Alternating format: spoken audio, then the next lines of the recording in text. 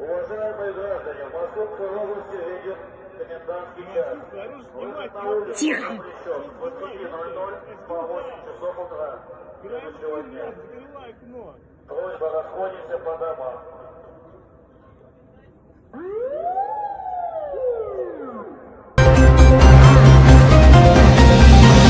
यहाँ आपको एक ब्रेकिंग न्यूज दे रहे हैं। रूसी दारुल हुकूमत मास्को में कोरोना वायरस के पेश नज़र गवर्नर मास्को डिवीज़न आंद्रे वराबियोव के ऐलान के मुताबिक आज रात 12 बजे से मास्को में लॉकडाउन के साथ साथ कर्फ्यू भी नाफिज कर दिया गया है, जो सुबह 8 बजे तक जारी रहेगा।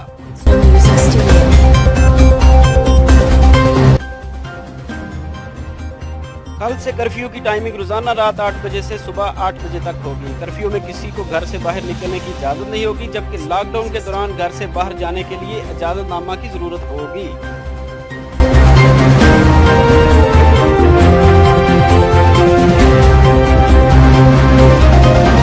रूस में अब तक कोरोना वायरस के मुतासरीन की तादाद 1534 हो गई है, जबकि इससे मुतासरा 9 अफराद जान की बाजी हार चुके हैं।